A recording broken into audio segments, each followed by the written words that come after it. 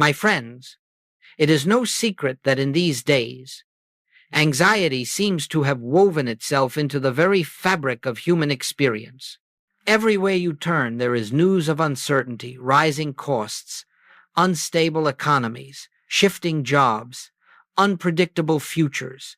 The world appears to be trembling, and with that trembling, many sensitive hearts begin to tremble as well.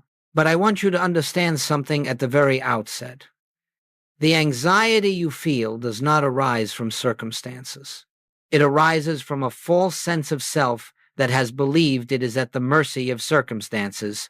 You see, when you believe yourself to be a separate creature, living apart from God, depending upon external sources for security, for supply, for direction, then fear becomes inevitable.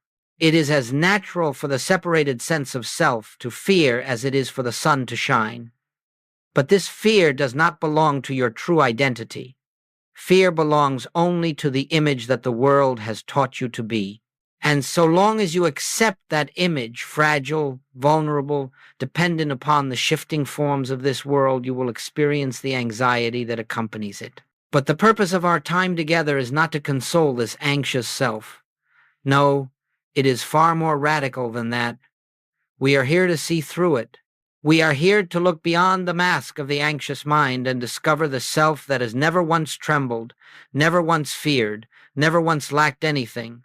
This self is the presence of God expressing as your very being. And when this is recognized, not believed, not affirmed, but recognized, the anxiety that seems so powerful loses its footing and dissolves like mist before the morning sun. So let us not begin by asking how to fix the problem out there.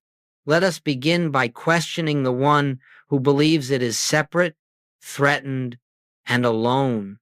For if we can touch even for a moment the truth of who you are behind the anxious thought, the entire structure of fear begins to crumble, and in its place, a peace that the world cannot understand and cannot take away quietly reveals itself.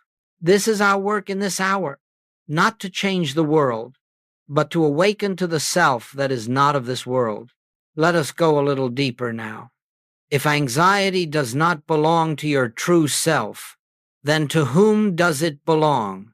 Joel Goldsmith often reminded us that the self which fears, the self which worries about tomorrow, the self which imagines itself threatened or abandoned, is not your real identity at all.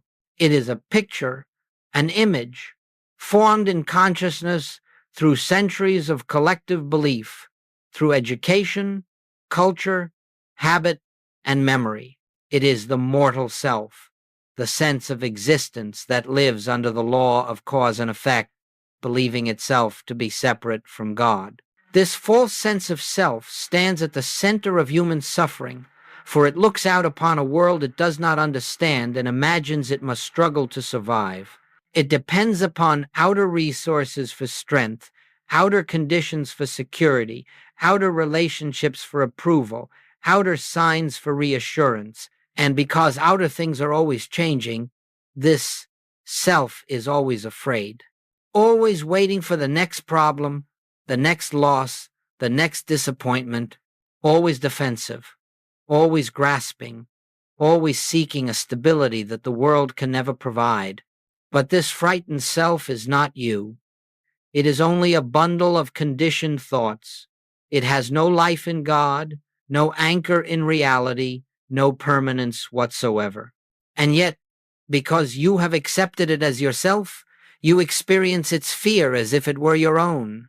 You wear it like a garment and say, "This is me," but it is not. It is merely the echo of the world's belief in separation. If you pay close attention, you will notice that the one who worries is always the same shadow. Whether the fear concerns your finances, your health, your relationships, or your future, it is always the same anxious voice speaking.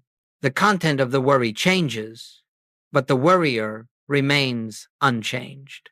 And this should give you a great clue. Anything that repeats itself without variation, Anything that appears in many disguises but never changes its essential nature cannot be the living self. It is an impersonation of you, an actor playing your part on the stage of human belief. Now, I want you to realize something very quietly. The false self does not need healing. It does not need blessing. It does not need more money, more protection, more reassurance. For it is not a real self at all. What it needs is to be seen through. It needs to be recognized as the illusion it is. And this recognition begins the moment you step back and observe it. Observe the fear as something that arises, not as something that you are.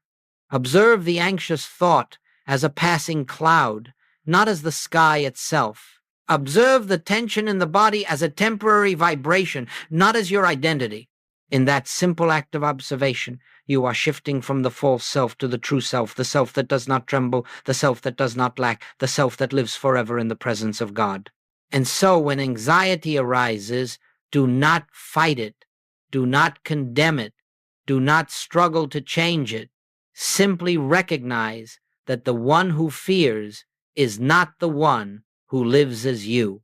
This recognition is the beginning of freedom. It is the quiet dawn before the sun of truth rises in your consciousness. As we continue, let us turn our attention to the great pronouncement that stands at the center of all spiritual realization. The kingdom of God is within you. These were not poetic words, not mystical riddles, not promises of a distant future. They were the simple statement of a present reality, a reality already established, already functioning, already complete. And it was this inner kingdom, this divine consciousness, that Joel Goldsmith dedicated his life to revealing. The anxious self, the fearful self, the seeking self always looks outward. It looks to salaries, to savings, to doctors, to relationships, to opinions, to circumstances, and believes that in these external forms it will find stability. It searches the far horizon for signs of assurance, for evidence that the world will be kind, that life will cooperate. But the kingdom is not on the horizon. It is not in the circumstances. It is not in the future. It is not in the world. The kingdom is within the very presence of God expressing itself as your consciousness.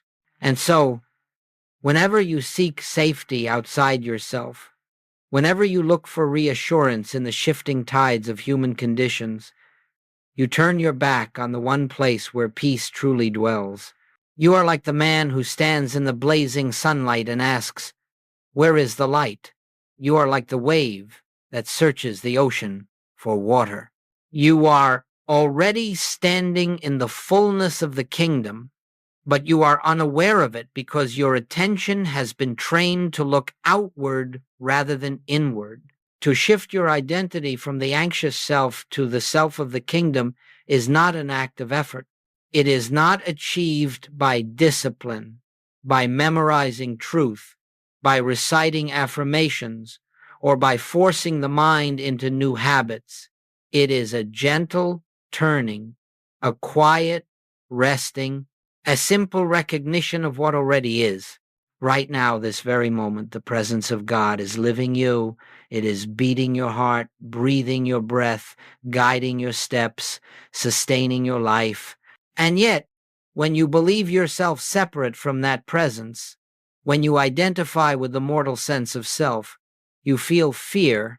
The fear is the signal that you have forgotten the kingdom within. It is the knock upon the door of consciousness calling you home.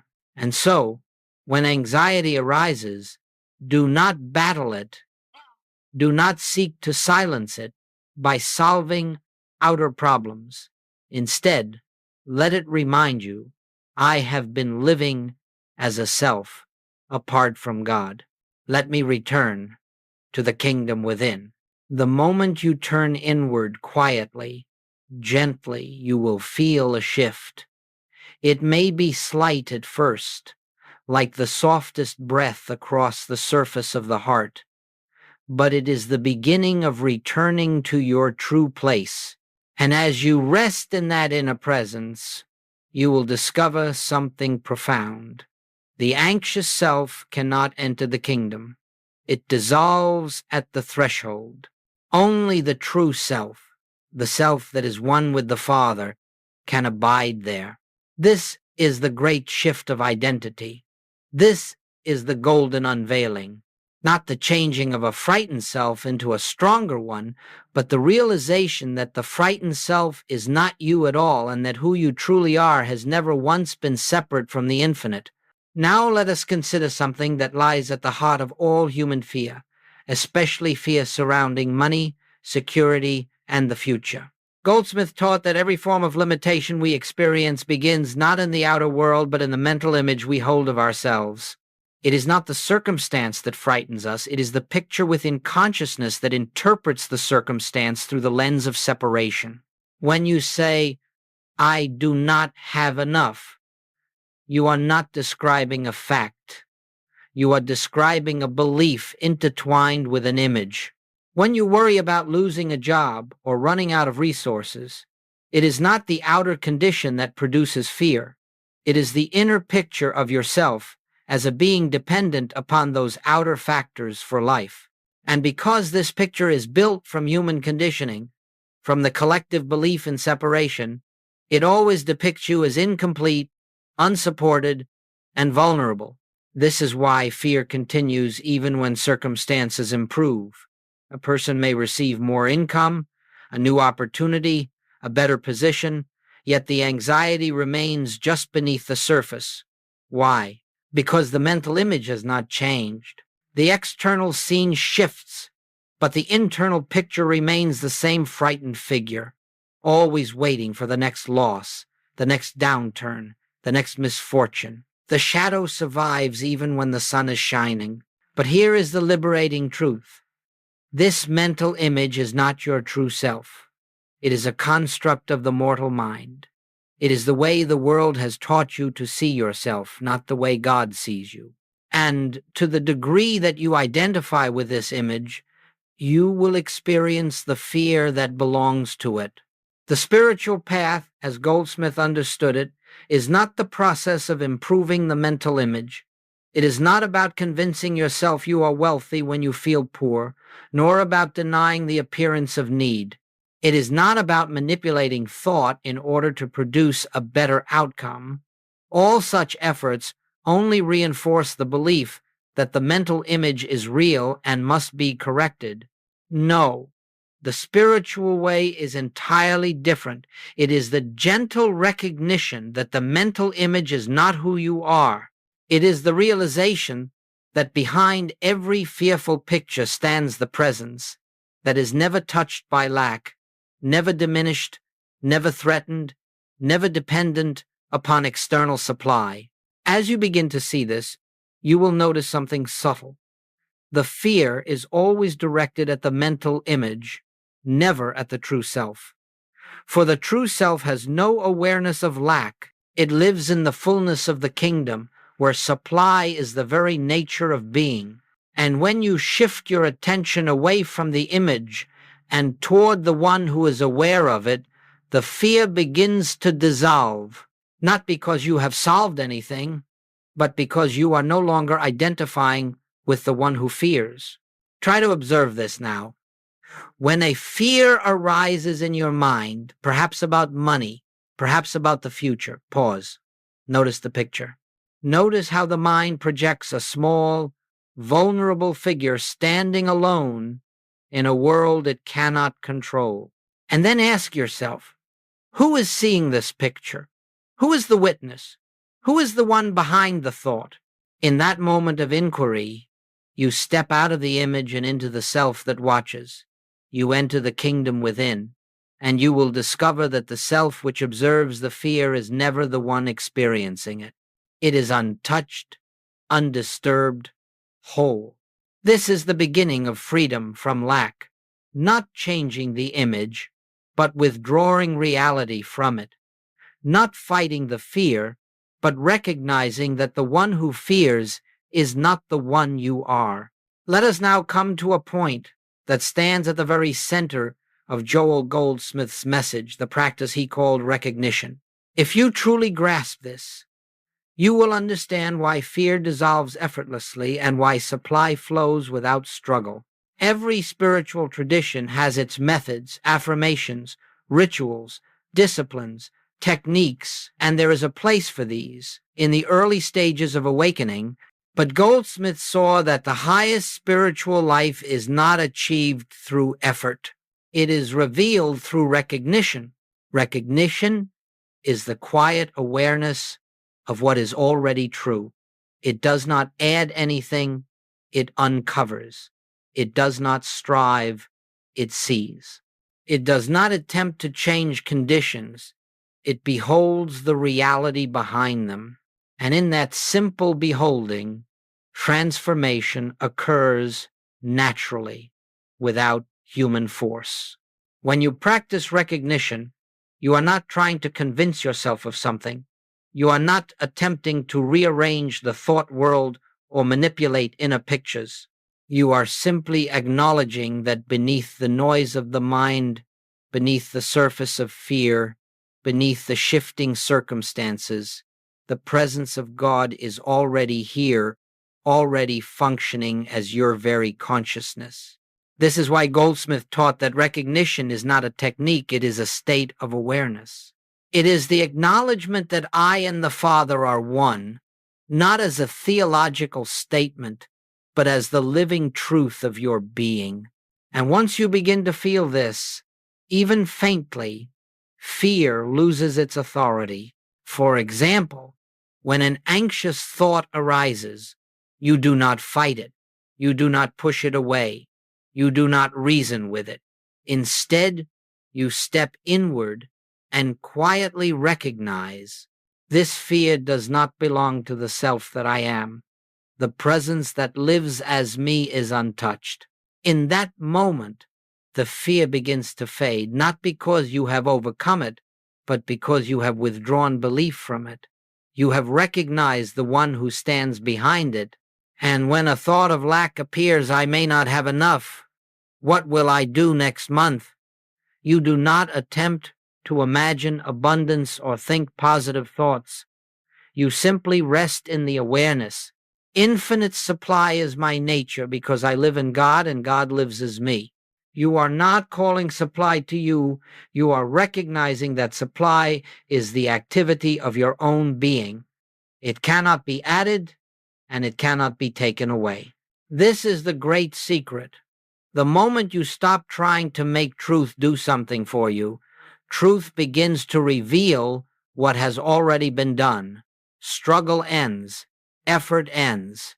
The anxious mind grows silent because it no longer believes it carries the burden of living. Recognition is not a practice you do for hours. It is a moment-by-moment returning, a gentle turning inward whenever fear tries to claim you, a soft remembrance that your life is the life of God expressing as individual being.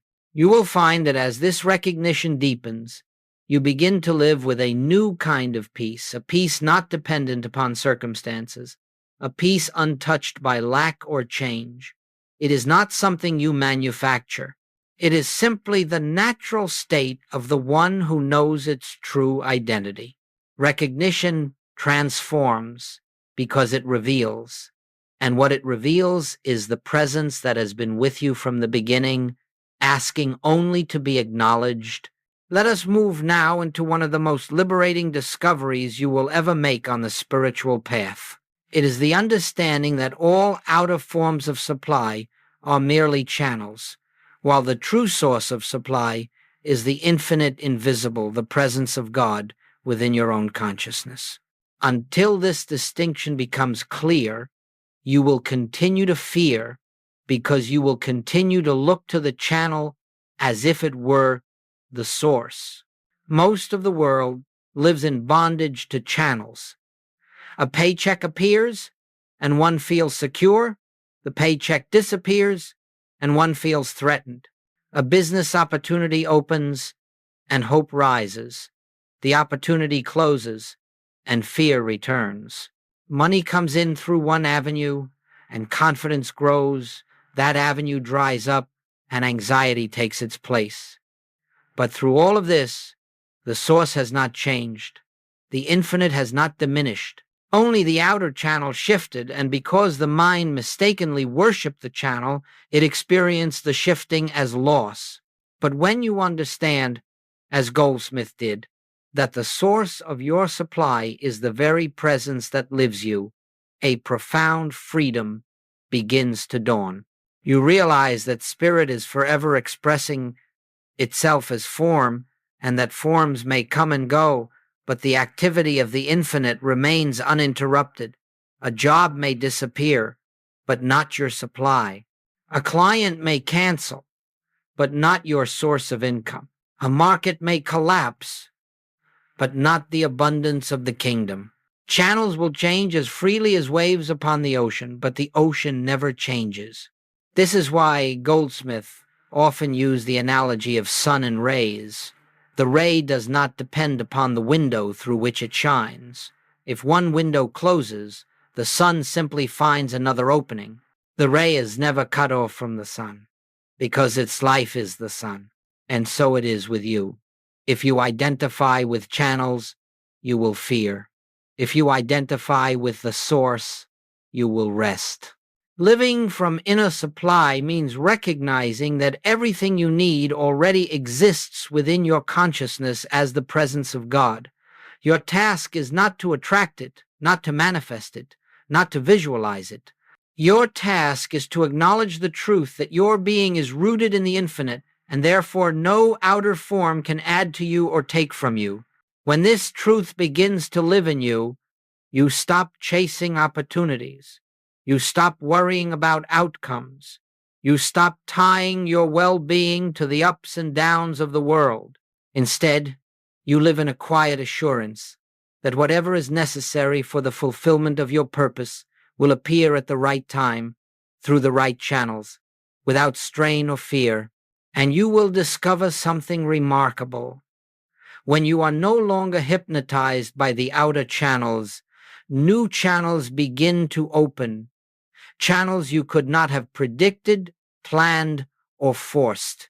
Supply flows not because you manipulate conditions, but because you are aligned with the source that never ceases to express itself. This is the beginning of a new way of living. It is not human living uplifted. It is spiritual living revealed. It is the life of inner abundance expressing through outer forms, effortlessly, gracefully, in perfect order. And once you taste this freedom, you will understand why Jesus said, "Take no thought for your life. Your Father knows." Your Father, the infinite within you, knows, and this knowing is the source of all that appears as your daily supply. Now that we have begun to discern the difference between the outer channels and the inner source, let us turn to something that many have misunderstood: the nature of miracles. Most people hear the word miracle and imagine a sudden change in outer conditions, an unexpected payment, a healing, a breakthrough, a shift in circumstances so dramatic it appears supernatural. But in the consciousness of Joel Goldsmith, a miracle is never something that comes to you from outside. It is something that reveals itself from within. A miracle occurs when the illusion of separation dissolves. That is all. It is the natural activity of the presence showing through the veil of the mortal mind. No pleading with God is necessary. No ritual is required. No technique will force it. The moment the false sense of self falls away, the infinite harmony that has been present all along becomes visible as form. This is why Goldsmith often said that we do not demonstrate anything. We do not demonstrate health, abundance, or harmony. We merely recognize the truth, and the truth demonstrates itself. The moment you stop trying to get something from God, the moment you stop attempting to correct error through mental effort, the moment you rest in the awareness of your oneness with the Father, miracles unfold not because you caused them, but because nothing is blocking their natural expression. Consider how this looks in daily life. A person who has been struggling financially for years suddenly experiences a shift not in the outer world, but within themselves. They stop identifying with the anxious self. They stop begging for supply. They stop chasing outcomes. They become still. And in that stillness, they recognize the life I live is the life of the infinite. I cannot be separate from my supply. Very quietly, something changes. Fear begins to lose its grip. Restlessness fades. A sense of sufficiency rises, not because the bank account has changed, but because the inner image has. And then, without planning or manipulating, opportunities appear. New channels open. Unexpected support arrives. People step forward. Circumstances align. But remember, these outer events are not the miracle. They are simply the form that the miracle takes. The miracle happened the moment you shifted consciousness. Everything else was just the natural outworking of that inner transformation. The same is true for healing. A person may carry fear in their body for many years. They try affirmations, treatments, disciplines, hoping to change the condition. But the fear persists because they are still living as the one who is separate from life. Then one day, perhaps in a moment of deep quiet, they stop resisting. They stop asking. They stop trying to change anything. And in that surrender, they feel even for an instant the presence of God within them as their own being. Nothing dramatic happens on the surface, yet something profound has occurred. A shift, a release, a recognition. And in the days or weeks that follow, the body begins to respond. The condition fades. Strength returns. Harmony reappears. But again, the healing is not the miracle. The recognition is the miracle. The healing is simply the visibility of the truth that was always present. This is why anxiety melts away when you turn inward. Fear has no root in the true self. It only survives in the mental image. And the moment the image is dissolved through recognition, you begin to live from a different center. Instead of reacting to appearances, you rest in the assurance that everything necessary for your life is already contained within your consciousness. When you know the truth of your being, outer conditions adjust themselves automatically. You do not make them adjust. You do not push them. You do not pray for them. You simply live in the awareness that the infinite invisible is your supply, your life, your intelligence, your guidance. And in that awareness, miracles are not events, they are the natural rhythm of your existence. This is why Goldsmith taught that the spiritual path is not a path of getting, but of seeing who you truly are, seeing the presence at the center of your being, seeing that nothing can be added to or taken away from the infinite. And when this seeing becomes your way of life, the miraculous becomes ordinary.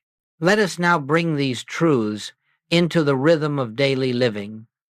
For the spiritual life is not measured by moments of inspiration alone, but by the quiet continuity of recognition throughout the ordinary movements of the day. Joel Goldsmith never asked us to retreat from life. Rather, he taught us how to walk through each hour with the awareness of the presence, until the presence itself becomes the only life we recognize. Every day offers countless opportunities to choose between the anxious mind and the inner kingdom. And it is in these small, seemingly insignificant moments that consciousness is transformed. The way you begin your day, the posture you take before your work, the attitude with which you approach decisions, these are the places where the false self is either reinforced or dissolved. So let us consider a simple rhythm not as a technique, but as a way of remembering, a way of returning to what is true. First, the morning recognition. Before the world's noise touches your mind, Before you reach for your phone or list the tasks awaiting you, take a moment to be still. Not to pray for anything, not to ask for guidance, not to prepare for the day's challenges, but simply to acknowledge, I live in the presence of God, and the presence of God lives as me. This single recognition, held quietly even for a breath, establishes your day upon a foundation no circumstance can shake. You are not a mortal waking up to face a difficult world. You are the infinite expressing through an individual form. Second, the midday pause. At some point, perhaps while waiting in line, walking to your next task, or sitting in a moment of silence, stop for 10 seconds. 10 seconds is enough. In those 10 seconds, withdraw your attention from the passing scene and turn inward, not to fix anything, not to solve anything, but to remember. The presence goes before me. The presence works through me. I do nothing of myself. This simple pause breaks the hypnotism of the world. It loosens the mind's grip on fear. It reminds you that you are not the one striving to make life work. Life is living you. Third, the evening release. When the day is closing, do not carry its impressions into the night.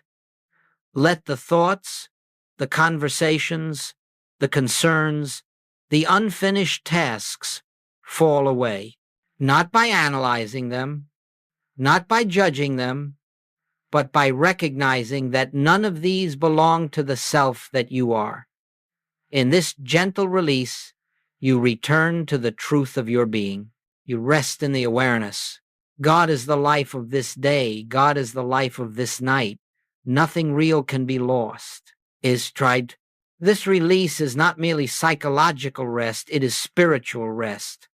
It allows the subconscious fears and tensions accumulated during the day to dissolve in the presence. Now, understand something important. This rhythm is not meant to create spiritual results. It is not meant to bring supply, healing, or protection. It is simply a way of shifting your identification from the anxious self to the self of God.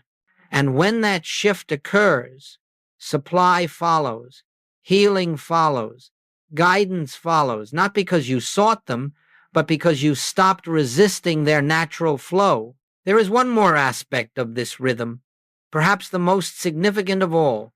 Whenever fear arises, whenever a startling thought enters your mind, whenever the familiar tightening of anxiety begins to take hold, do not attempt to calm yourself by reasoning or positive thinking. Instead, step back and recognize. This fear belongs to a self I am no longer identifying with. Then turn inward quietly, gently, and remember the presence. Do not try to change the fear. Do not resist it. Let it be. And rest in what is true. This is the presence before panic way of living. It is the conscious decision to return to God before you return to fear. And each time you choose the presence, the false self loses a little of its authority. Over time, you will find that fear approaches you less often, and when it does arise, it passes through you as lightly as a shadow across a wall. This is not discipline. This is devotion, the devotion to truth as your only reality. And now, as we come toward the close of our time together, let us gather all that has been revealed into one simple, living recognition. Everything we have explored, anxiety, supply, miracles, inner rhythm, comes down to this: your true self has never been separate from God. All fear arises from forgetting this. All peace arises from remembering it. You do not need to fight the anxious self. You do not need to improve it, purify it, or make it worthy. That self is not you. It is only the shadow cast by the belief in separation. The moment you turn from it, not through effort, but through recognition, you discover the one who has been present all along, the self that lives in the kingdom and expresses the kingdom. The presence within you is not something you must seek. It does not appear because you practice long or pray intensely. It is here because it is your very being. You cannot escape it any more than a wave can escape the ocean. Your task is simply to acknowledge it quietly, sincerely, without strain. In this awareness, you begin to understand that there was never anything to fear. There was never anything to lack. There was never anything to chase. The anxious mind was living its own dream of isolation, and you mistook yourself for the dream figure. But now you are awakening. Now you are remembering. Let this remembrance deepen until it becomes the foundation of your life. I live, yet not I. The presence lives as me. Rest in that. Let that be your prayer, your meditation, your peace. Let it guide you when circumstances appear uncertain. Let it steady you when the world trembles. Let it silence the inner storm without a word. For the kingdom of God is not a future event. It is not a reward. It is not a place to reach. It is the inner radiance of your own being, shining quietly beneath every thought, every breath, every moment of your life. And when you return to that kingdom, when you rest in that presence, you discover that the whole purpose of the spiritual path is simply to be what you already are. So let this truth go with you now, not as an idea, but as a living realization. Wherever you walk, the presence walks.